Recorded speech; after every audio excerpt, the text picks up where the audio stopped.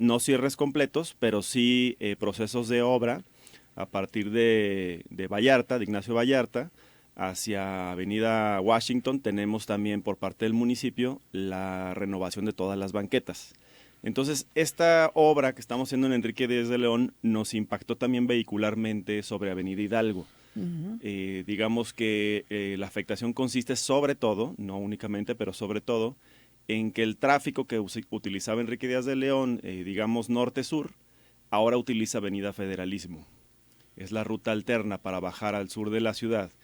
¿Qué provoca esto? Que tengamos fases semafóricas de más tiempo en verde para Federalismo, lo que genera un tránsito un poco más lento en Avenida Hidalgo para llegar al centro de la ciudad, ¿no? Entonces tenemos esta situación atípica por una obra, lo que no nos permite hacer una evaluación completa, exhaustiva, de la operación del carril, como debería ser ya en una operación día a día normal, ¿no? Lo que hemos estado midiendo, por lo tanto, por ahora es el tránsito de ciclistas, el tránsito de unidades de transporte público de las líneas 1 y 3 del Citren, que utilizan el bus bici. No hemos tenido, por fortuna, incidentes graves en el carril, en la interacción entre ciclistas y unidades de transporte público. De hecho, no ha habido ninguno. Ha habido un par de impactos de vehículos en la vuelta a la derecha con ciclistas, uno en particular porque un ciclista venía en sentido contrario, el automovilista que dio la vuelta derecha no lo vio, por fortuna no pasó más allá de un raspón por parte del ciclista.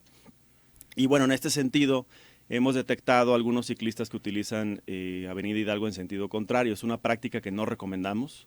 Recomendamos utilizarla en el sentido poniente-oriente, que es el sentido de toda la vialidad, y utilizar calles paralelas oriente-poniente para el regreso ciclista del centro de Guadalajara. ¿Qué nos deja ver de todos modos el uso en sentido contrario de Avenida Hidalgo? Que hace falta una conexión ciclista del centro de Guadalajara hacia, digamos, la zona Minerva. Una conexión ciclista segura. No tenemos hasta Avenida La Paz. Es decir, que le falta infraestructura a este primer cuadro de la ciudad, infraestructura ciclista para el regreso a la parte poniente de la ciudad. Y bueno, eso es algo que tenemos obviamente en proyectos. El proyecto completo del bus bici de Avenida Hidalgo, recordemos que continúa primero hacia Felipe Ángeles, hasta el oriente de la ciudad. Después retorna por calle Independencia, que es una calle de tránsito, digamos, un poco más local, no es una avenida principal. Pero pasando Contreras Medellín se integra Avenida Vallarta, el trolebús, hasta la Minerva, hasta los arcos de Avenida Vallarta, digamos, más bien, ¿no? Y en ese sentido se contempla para el futuro poder hacer también un bus bici en Avenida Vallarta en este tramo de Contreras Medellín hasta Los Arcos. Cuando se logre esta conexión completa, este circuito completo, pues tendremos ya de una manera más formal establecida la ida y vuelta de un bus bici en la ciudad. Aún así se está contemplando meter algunas medidas de control de la velocidad en calle Morelos, que también funciona un tramo de regreso ciclista, digo vehicular, peatonal, pero también podría funcionar bien para los ciclistas como un carril compartido entre bici y auto. Pero esta interacción no es la más recomendable para garantizar una seguridad óptima para los ciclistas en la ciudad, ¿no? Aún así se pueden poner algunos dispositivos de control de la velocidad que permitan una mejora de la seguridad y poder tener esta ruta alterna también de regreso hacia el poniente de la ciudad.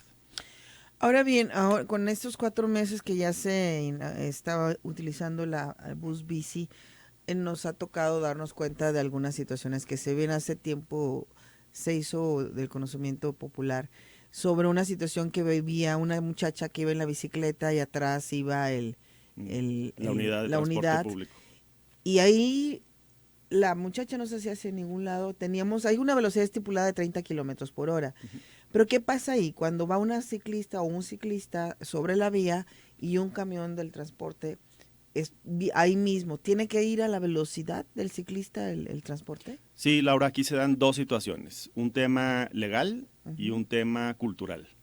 En el tema legal lo que tenemos es la pirámide de la movilidad que nos establece quién lleva la prioridad y en qué situaciones, en específico para este tipo de carriles, la lleva el ciclista. Es decir, la prioridad siempre la tiene el usuario en condiciones de mayor vulnerabilidad en la calle. Entonces, en este caso, la ciclista lleva prioridad por encima de la unidad del transporte público.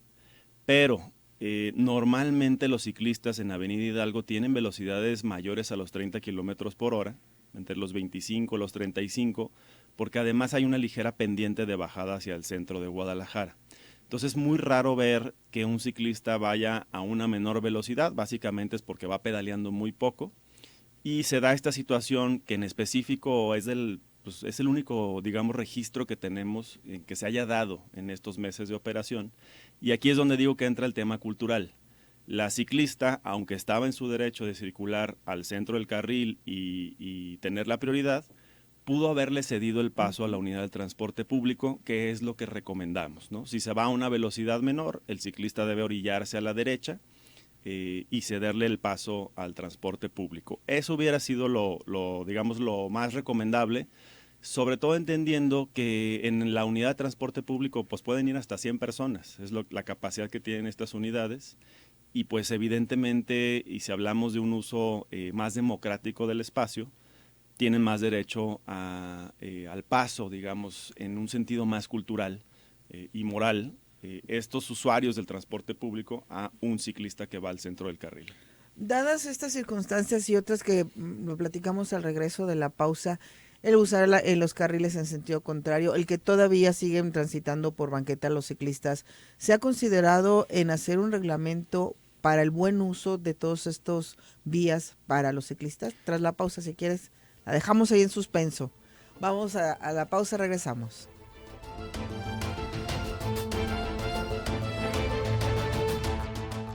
Cara a cara, el ángulo de la noticia.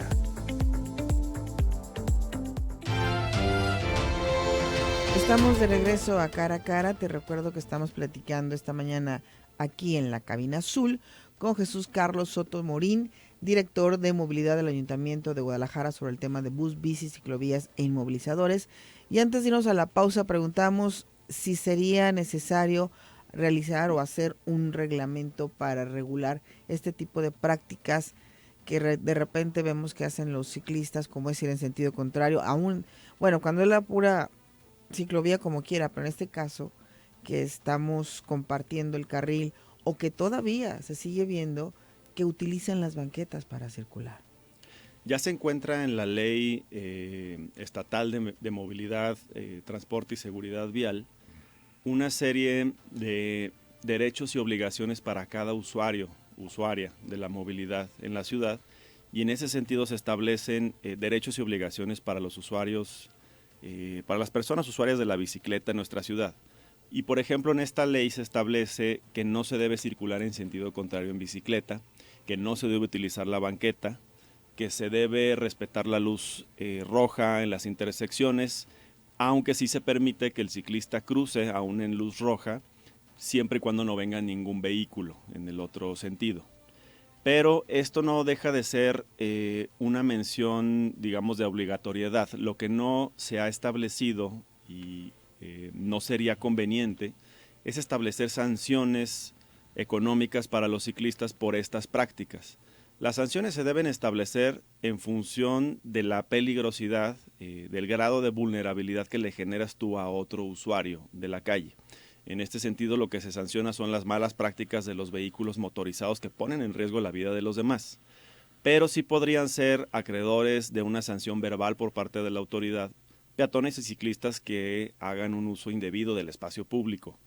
Lo que sobre todo tenemos que ir fortaleciendo, y lo hacemos a través de la biciescuela, de las campañas de educación vial que tenemos en los municipios, por ejemplo, luchadores viales en Zapopan, y tenemos constantemente entre ambos municipios, Guadalajara, Zapopan, campañas en redes sociales.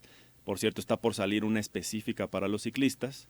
Lo que tenemos que seguir haciendo siempre las autoridades es generar más educación vial, más toma de conciencia por parte de cada usuario de la movilidad en la ciudad, para que se comprenda cuáles son las buenas prácticas, las prácticas seguras, las prácticas correctas, las prácticas también empáticas que tomen en cuenta siempre la situación del otro. Y en ese sentido es por donde podemos ir logrando poco a poco tener una mejor cultura ciclista, hablando del tema en específico, para que no se utilice indebidamente el espacio público. El tema de las banquetas es un tema complejo, Laura. ya que no tenemos todavía una red de infraestructura ciclista completa en la ciudad. Hay muchísimas vialidades, no sé, pensemos en López Mateos, en Avenida Patria, en la misma Avenida Vallarta, donde no existe una infraestructura ciclista y hay muchos ciclistas que utilizan estas vialidades para hacer sus orígenes y destino. Y en algunos momentos cuando perciben peligro, pensemos por ejemplo si viene una unidad de transporte público, viene un camión de carga de alguna obra, alguna construcción, el ciclista muchas veces por instinto se sube a la banqueta cuando percibe ese riesgo del paso de ese vehículo o vehículos a alta velocidad en el carril derecho, que es normalmente donde circulan los ciclistas y no deberían irse a esas velocidades, pero se da malamente por parte de los conductores en la ciudad. Entonces ahí el ciclista reacciona y se sube a la banqueta para cuidar su vida. ¿Qué le recomendamos a ese ciclista? Que se baje de la bicicleta y camine con ella en la banqueta. Eso es lo que debería hacerse. Pero se entiende que esta práctica tiene que ver con la falta de infraestructura. Normalmente donde tenemos ciclovías hay un porcentaje muy bajo de ciclistas que vayan a pesar de ello por la banqueta y por eso tenemos que seguir creciendo la red. Pero en este caso también estamos hablando de que si hablamos de vulnerabilidad, el peatón es más vulnerable. Entonces el ciclista está invadiendo el paso del peatón. Es correcto y por eso recomendamos que se baje de la bicicleta para evitar un impacto, ¿no? Pero aquí, bueno, volvemos a lo mismo. No todo tiene que ver con reglamento y obligación, tiene que ver también con la empatía hacia lo demás y hay que, si estamos exigiendo, también hay que dar. Y en todo caso sería importante que quien usa la bicicleta también respete las zonas para los peatones y no nada más esperar que los que traen un vehículo automotor lo respeten a él. Es así la cadena y es así la pirámide. Así pero mero, desgraciadamente no se hace. Yo no generalizaría, muchos, sí, obviamente. exactamente, porque sí veo también muchos ciclistas que utilizan muy bien la bicicleta, incluso ayudan mucho a corregir a los otros ciclistas cuando ven que no hacen estas buenas prácticas. Me tocó el otro día justamente en el bus bici de Avenida Hidalgo, en una intersección con semáforo, que un ciclista se puso sobre el paso peatonal y vi que otra ciclista, una chica, le dijo, oye, hazte para atrás porque esa es la zona de cruce de los peatones. Y la verdad vi avergonzado al ciclista cuando le dijo esto, la chica lo tomó a bien y se echó para atrás, ¿no? Me pareció así como el mejor momento de la cultura de la movilidad en Guadalajara, que ojalá cada vez crezca más.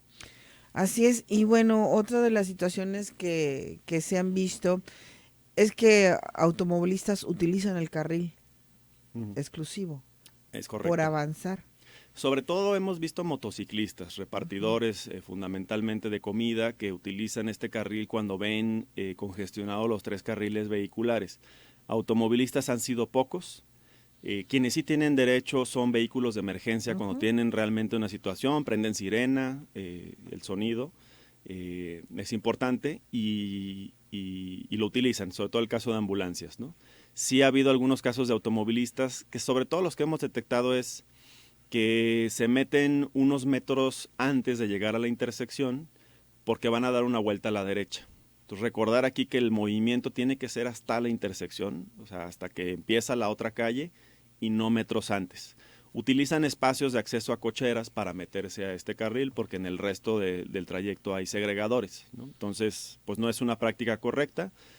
Hay sanciones muy altas por parte de la policía vial para este tipo de invasiones al carril, rondan los 18,000 pesos, que es lo que está establecido en la Ley de Ingresos del Estado y en la Ley y Reglamento de Movilidad estatales. Aquí comentan que, que no fue socializada esta ciclovía y que no ha funcionado como se espera y hay más contaminación. Pues socialización, la verdad tuvimos unos meses muy intensos, comercio por comercio, casa por casa, hubo campañas en redes sociales, muchas entrevistas en medios también tradicionales, radio, tele, se repartieron información también impresa a través de trípticos, se pusieron pendones en toda la vialidad y bueno, se sigue dando información constante en redes sociales por parte de las cuentas de Movilidad Guadalajara y del propio gobierno de Guadalajara. Ayer mismo teníamos incluso a Pablo Lemus, al alcalde, haciendo uso en bici del bus bici para hacerle una auditoría personal del carril y también difundiendo el uso de este carril en sus redes sociales. Seguramente nunca es quizás suficiente para llegarle a toda la población, ¿no? Pero sí se ha hecho un esfuerzo importante Tenemos un incremento detectado de los ciclistas, es un incremento que se va dando alrededor del 10% mensual. Tenemos un aumento en la cantidad de ciclistas en el corredor. En las unidades de transporte público estamos hablando con Citeur, porque de repente en algunos horarios vemos que hay menos frecuencia de paso, en otros incrementa. Eso es normal porque hay más usuarios en ciertas horas del transporte público, en otras menos. Pero a veces hay algunos momentos en que, por ejemplo, pasan cada media hora, ¿no? Eso no debería ser, es una frecuencia establecida entre los 6 y los 10 minutos y eso lo estamos revisando. Probablemente de pronto es porque se descompone alguna de las unidades o se descomponen varias y toma su tiempo la reparación de las mismas. ¿Tienen ya ustedes un conteo de las personas que han sido beneficiadas con este carril exclusivo? No, vamos a hacer una medición exhaustiva. Se recomienda internacionalmente hacer evaluaciones completas de cualquier medida de infraestructura a la movilidad después de 6 meses de implementación, que es cuando, digamos, ya se logró un periodo mínimo suficiente de normalización de la medida y es cuando vale la pena hacer ya una medición completa. Hemos estado midiendo con aforos vehiculares para detectar cuáles son los tiempos que tarda un vehículo, por ejemplo, en transitar por todo este tramo de bus bici o de Avenida Hidalgo.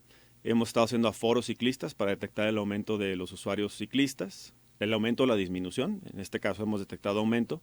No hemos hecho aforos de los usuarios del transporte público. Esa es parte de la que vamos a hacer a los 6 meses de haber implementado el proyecto. Y además vamos a hacer aforos completos de todos los modos y modalidades de la movilidad en el corredor. Es decir, también vamos a medir flujos peatonales. Va a ser una auditoría completa para poder tener una fotografía exacta de qué pasó antes y después de la implementación del carril. Aquí nos insisten varios de nuestros radioescuchas. ¿Qué pasa con los ciclistas que vienen en sentido contrario y no solamente en este bus bici, sino que en varias partes de la zona metropolitana? Ya lo comentábamos, es una práctica que no se recomienda, no es una práctica segura.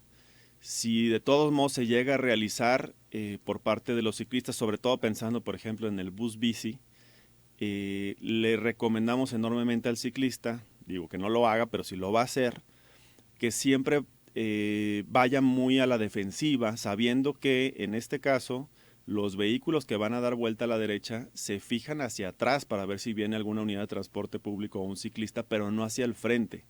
Entonces tiene que darle ahí forzosamente la preferencia de paso el ciclista a los demás usuarios que van a dar vuelta a la derecha. Eso es fundamental para que ese ciclista que utiliza por alguna razón y necesidad ese carril, pues tenga ese debido cuidado. Bueno, tenemos que hacer una pausa comercial, tenemos bastantes comentarios y también tenemos un tema pendiente que es el de los inmovilizadores. Regresamos con estos temas.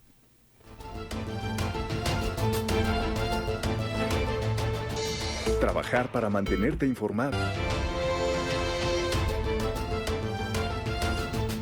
Regresamos a Cara. Te recuerdo que estamos platicando con Jesús Carlos Soto Morfín, director de movilidad del Ayuntamiento de Guadalajara, y no quiero que se nos acabe el tiempo antes de platicar sobre los inmovilizadores, cuándo entran, cuándo arrancan. Estamos listos, Laura, para la colocación de estos. Sin embargo, estamos pendientes todavía de la aprobación del nuevo reglamento de movilidad, transporte y seguridad vial del municipio de Guadalajara.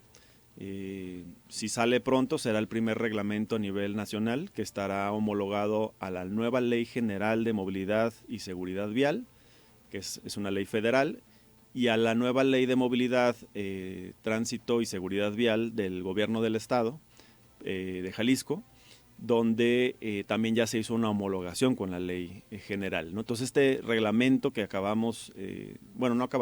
terminamos hace un par de meses de entregar al Cabildo, al Pleno del Ayuntamiento, está en revisión en comisiones, está en una etapa final de revisiones, contempla el mecanismo de colocación de los inmovilizadores en la vía pública. ¿Qué va a pasar? ¿En qué casos va a aplicar? ¿Qué va a poder hacer el ciudadano una vez que le inmovilizan el vehículo?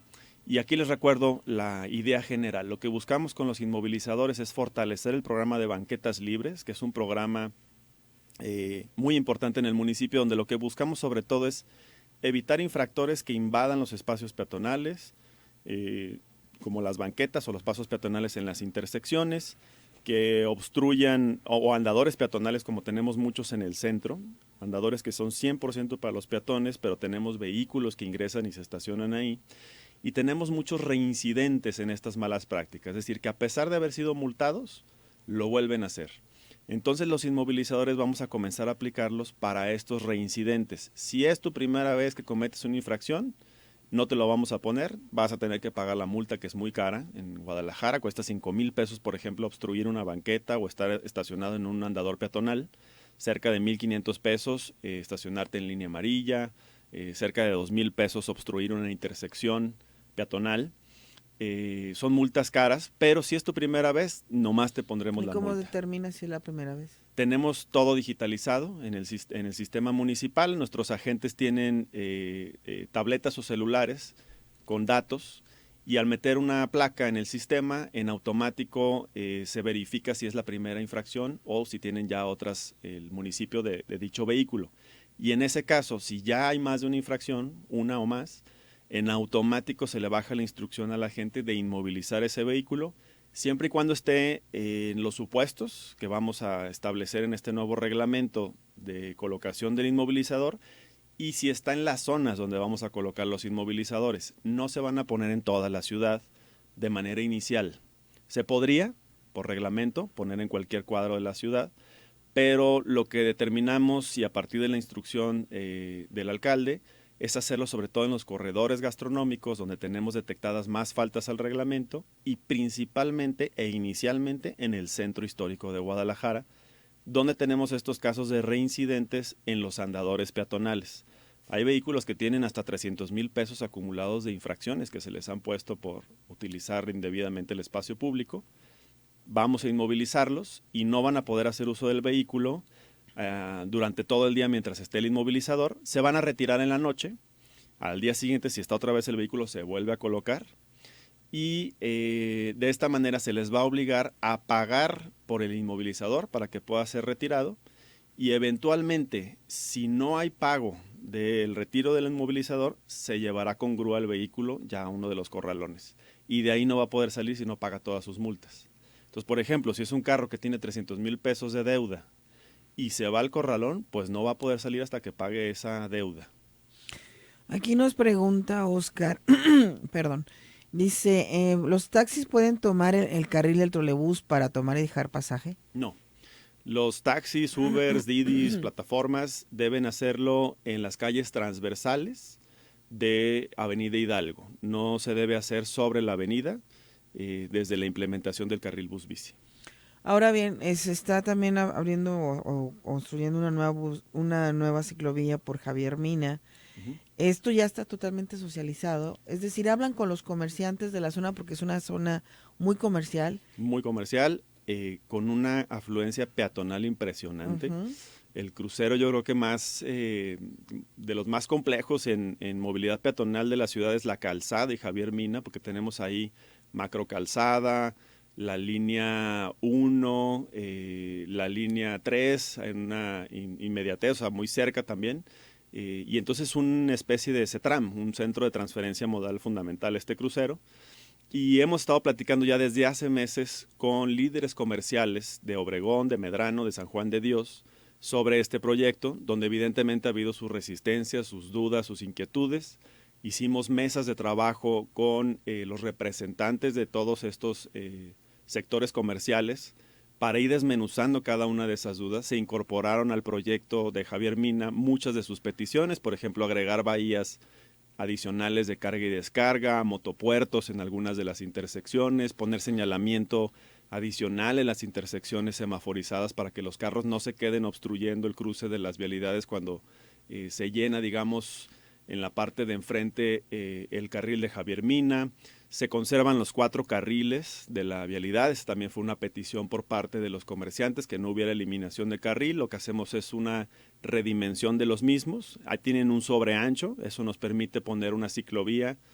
No se amplían las banquetas, pero se renuevan por completo con accesibilidad universal. Estas banquetas se hicieron cuando se construyó la línea 1 del tren ligero en los 90, es decir, ya tienen ya más de 30 años y ya están en su mayoría bastante afectadas, sobre todo por las raíces de árboles que en su momento no se colocaron de la mejor manera. Entonces vamos a hacer una dictaminación, bueno, ya está hecha por Medio Ambiente, de cuáles ejemplares se tendrán que retirar, obviamente con reposición, cuáles se quedan, pero va a haber una adecuación en sus jardineras para que puedan convivir bien con el espacio peatonal. Y se renueva por completo la imagen urbana de la calzada hasta Belisario Domínguez, que es la primera etapa, es cerca de un poco más de 1 kilómetro en ambos cuerpos, es decir, tanto del lado del lado norte como del lado sur de las banquetas. La calle no se toca, esos 4 carriles se mantienen en operación, eso también se ha asegurado con los comerciantes para no tener un impacto negativo comercial en la zona, y se construye la ciclovía del lado norte, es decir, pegado al carril derecho. Ese carril derecho queda más ancho que los demás carriles porque tenemos muchas maniobras de carga y descarga y tenemos paso del transporte público en un tramo. Entonces un carril que queda con las dimensiones para poder albergar este tipo de vehículos. Y ayer tuvimos justamente un recorrido final de revisión del proyecto con todos estos líderes comerciales, tanto de Obregón como de San Juan de Dios, para que vieran cuadra por cuadra cómo está el proyecto final, ya incluyendo todas sus recomendaciones, observaciones. Y lo que vamos a hacer ahora en las próximas 2 semanas es ir local por local. En San Juan de Dios son 4,000 locales, entonces va a ser bastante, más cada uno de los locales en Obregón y sobre la propia avenida Javier Mina, a repartir información a los comerciantes por si hubiera todavía algo de falta de información o dudas del proyecto, un tríptico que explique el proyecto, y a comentar las fechas de inicio de obra, que esperemos que sean a finales de este mes. ¿Cuál es la finalidad de ampliar tanto las banquetas? ¿En dónde? En Revolución, en todas donde se han ampliado. En Revolución, por ejemplo, no se ampliaron, se renovaron, igual que en Javier Mina. Pero hay así como unas... Ya les llamamos las orejas en las esquinas. Uh-huh. Esos son los cruceros seguros, con accesibilidad universal. El propósito de hacer esas orejas, que no se hacen en todas las esquinas, porque hay unas donde tenemos radios de giro que lo impiden, pero otras donde no. El propósito fundamental es acercar el punto de cruce de los peatones, para que crucen, digamos, menos espacio de arroyo vehicular. Es una medida de seguridad y de accesibilidad universal. Permite que, por ejemplo, quien va en una silla de ruedas, quien va en una andadera o que utiliza bastón, esté mucho menos tiempo y espacio transitando por una zona de circulación de vehículos motorizados. Llegue más rápido a la siguiente banqueta y garantizar así la seguridad del usuario, la usuaria, en condiciones de más vulnerabilidad de la calle, que es el peatón, la peatona. Entonces es para eso la construcción de las orejas. No se hace en todos los casos, como comento, hay unos en donde no se puede porque tenemos esos radios de giro, donde sí se ponen es porque se logra que haya esos movimientos seguros, y también sirven como de espacio de protección de las esquinas para que los vehículos no se estacionen ahí, porque generan problemas de visibilidad en las intersecciones, y delimitan el punto donde inicia o termina un espacio de estacionamiento vehicular. Ahora ven, que ya es la última pregunta. ¿Cómo miden ustedes el éxito, por decirlo de esta manera, de las ciclovías para seguir haciendo más cuando muchas de estas se ven solas? El objetivo fundamental y primero de una infraestructura ciclista es la seguridad del ciclista. Es decir, sobre todo se han ido construyendo ciclovías donde, aunque no haya infraestructura, hay presencia de ciclistas en la calle, así sea un ciclista, 2 ciclistas, que normalmente son muchos más. Cuando hacemos una evaluación de un corredor antes de poner la infraestructura, siempre detectamos por lo menos 100 usuarios ciclistas en un día. Es muy raro que proyectemos en una vialidad donde hay menos de esto. Y por ejemplo, Javier Mina, detectamos 1,000 usuarios ciclistas por día. Entonces, la construcción de la infraestructura es sobre todo, en principio, para salvaguardar la vida de estos ciclistas que usan este medio de manera cotidiana. Tenemos en Javier Mina cerca de 8 bicicletas blancas, es decir, ciclistas que han muerto en las inmediaciones o sobre la misma Javier Mina por usar la bicicleta. Entonces, la infraestructura es para proteger. ¿Cómo evaluamos esto? Pues con estadística, con registro de datos que se lleva por parte de las dependencias estatales y municipales, el que no se den más lesiones ni muertes ciclistas después de implementar la ciclovía. Ese es un primer objetivo. El segundo es incrementar el uso de la bicicleta como medio de transporte, algo que nos conviene a todos los ciudadanos, usemos o no la bicicleta. Mientras más gente utilice este medio de transporte, vamos a tener menos contaminación en la ciudad, por lo tanto menos afectación a nuestra respiración, a nuestras vías respiratorias, y vamos a aumentar la seguridad de los demás usuarios de la vía, porque un ciclista es un auto menos, y un auto es el que genera condiciones de mayor inseguridad, y por auto me refiero a un auto particular o una motocicleta, que es el medio de transporte más peligroso, y además tenemos menos congestionamiento vehicular de las arterias, de las vías de la ciudad. Mientras más gente utilice o el caminar o la bicicleta o el transporte público, hay menos saturación de vehículos en nuestras vialidades. Yo sí difiero un poco en que un ciclista sea un auto menos, porque no necesariamente todos los ciclistas han dejado su vehículo o simplemente son personas que usan este medio de transporte porque es lo que tienen. Es correcto, tienes toda no la razón. No necesariamente porque alguien dejó su automóvil. Pero, por ejemplo, sí hay muchos casos en donde dejan el auto para usar la bicicleta, y en otros es un usuario que por necesidad usa la bicicleta, pero que a lo mejor aspiraba a utilizar un auto y a comprar un auto en algún momento, y gracias a que hay infraestructura ciclista, quizá ya no lo haga. Ojalá, ese sería el éxito de la política de impulsar la movilidad sostenible en la ciudad. Bueno, tenemos muchas preguntas todavía, pero el tiempo se nos terminó. Ojalá nos puedas visitar muy pronto para seguirle dando salida a este tema que normalmente es así, causa mucha polémica a favor, en contra, los comentarios, pero bueno, lo importante es que aprendamos a convivir para poder fluir mejor en las vialidades. Encantado, Laura, muchísimas gracias por invitarme.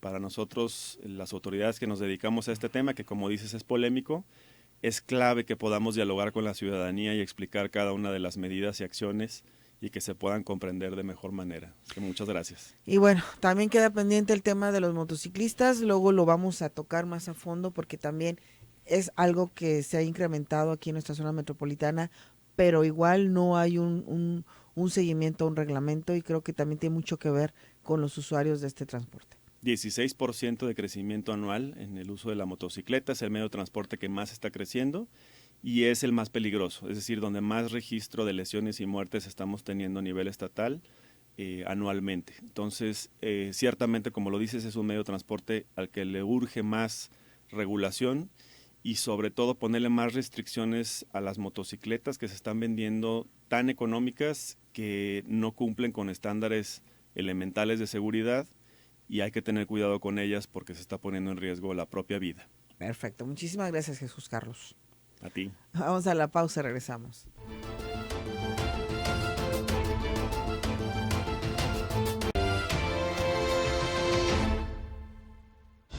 Cara a cara, la entrevista. Y seguimos con temas de movilidad que seguramente es uno de los que más nos interesa y más nos mueve, cómo nos movemos en esta zona metropolitana. Tenemos en la línea telefónica a Adrián Gesell López González, administrador general de la Agencia Metropolitana de Infraestructura para la Movilidad en el área metropolitana de Guadalajara. ¿Cómo estás, Adrián? Muy buenos días, Laura, con el gusto de saludarte y pues bueno, aquí iniciando el año 2023, a tus órdenes. Muchísimas gracias. Pues aquí nos surgió la inquietud de cómo solicitar que se ponga un semáforo en un crucero. ¿Cuáles son los requisitos para poderlo solicitar y que realmente se lleve a cabo? Sí, correcto. Mira, de hecho, pues bueno, la solicitud la puede hacer cualquier ciudadano. Nosotros recibimos constantemente solicitudes de parte de ciudadanos, de parte de dependencias de gobierno municipal, incluso también estatales, y derivado pues todo esto de la necesidad de contar con un dispositivo de control de tránsito. Es evidente que, pues bueno, muchas veces las personas identifican una zona de alto vehicular y pues bueno, aquí es donde nosotros atendemos estas solicitudes y puede ser cualquier persona. Mira, aquí tenemos, por ejemplo, que nos dicen: mi colonia juntamos 300 firmas para pedir un semáforo en una calle principal, donde incluso pasa el transporte público y donde ya se han registrado muchos accidentes. Que teníamos documentado, nos negaron la petición, pues a pesar de ser zona habitacional, no estaba sobre dicha calle una escuela o una iglesia a media cuadra, o está una capilla y un templo de los Testigos de Jehová. O sea, hace que les negaron el semáforo. Bueno, habrá que revisar. Igual si te pueden facilitar la respuesta oficial, porque lo cierto es que todo se hace por vía respuesta oficio. No es necesario realizar una junta de firmas, en este caso con la pura solicitud entregándola a nuestras oficinas, o incluso puede ser por vía electrónica. Nosotros contamos con correo electrónico, ya sea por nuestro con correo, que es contacto@min.mx, o en nuestras redes sociales, que es @agenciamin, ya sea en Facebook o Twitter. Entonces, igual, si me puedes facilitar pues esa solicitud o ese comentario, lo podemos dar seguimiento de parte de nuestro equipo. ¿Cuánto tiempo tardan en aprobar o no el instalar un semáforo? Son dos momentos. Número uno, pues en cuanto llega la solicitud, nosotros tenemos que hacer una revisión en campo para efectivamente identificar cuáles son los elementos que existen en la vialidad. Por un lado, identificar sobre todo volúmenes tanto peatonales como vehiculares. De cierta manera también identificar los movimientos. Muchas veces se hacen movimientos prohibidos, movimientos que están, complicando aún más alguna intersección. Y pues sobre todo también identificar más que nada el contexto de la intersección, cómo se encuentra conformada, si es una intersección convencional, como en un cruce de dos vialidades, si es una glorieta, si es algún otro tipo de solución. Y sobre todo también aquí lo que nosotros identificamos es pues la estadística de los accidentes. Evidentemente también este es un tema que muchas veces pues ya salta a la vista cuando se tiene un alto número de incidentes, y pues efectivamente se está exigiendo ya una solución distinta, y ahí es donde hacemos en esa primera instancia un análisis. Posterior a ello, una vez que se hace ese análisis, nosotros lo programamos para instalación.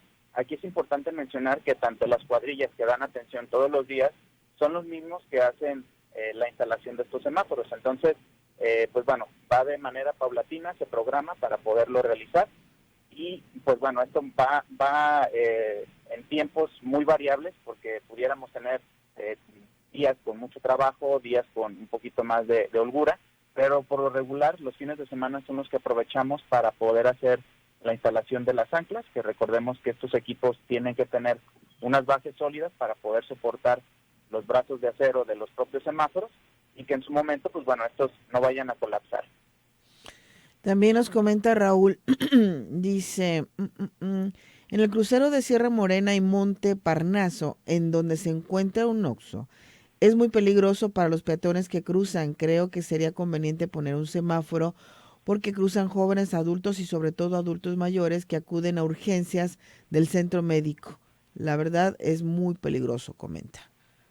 Correcto. Sí, pues mira, ahorita tomamos nota justamente para hacer las revisiones de cada de estas intersecciones que me mencionaste. Lo cierto es que recordemos que el centro médico por sí solo, pues bueno, es una zona de alto tránsito peatonal. Si bien ya existen algunos cruces semaforizados sobre las vías principales, pues bueno, tendríamos que verificar si esta intersección también forma parte de estas vialidades que pudieran ser susceptibles para contar con un semáforo nuevo. ¿Quién determina el tiempo de duración de los semáforos y por qué? ¿Cómo se determina esto? ¿Duración te refieres a la programación? Ajá. Pues justamente derivado del levantamiento de campo. Aquí, como te mencionaba, es levantar el volumen vehicular. Con esto podemos identificar mediante un conteo cuántos vehículos están pasando, en qué sentido, y con esto nosotros podemos realizar una propuesta de programación que se pone en marcha precisamente ya con la instalación de este nuevo semáforo, pero es parte del trabajo que se hace en el propio diagnóstico previo. Y por ejemplo, ahorita que estamos hablando de los tiempos, también se puede solicitar que se modifique el tiempo, porque nos llegan de repente muchos comentarios con relación al tiempo de duración para una vuelta o el crucero o cruzar una avenida en donde no es como muy equitativo.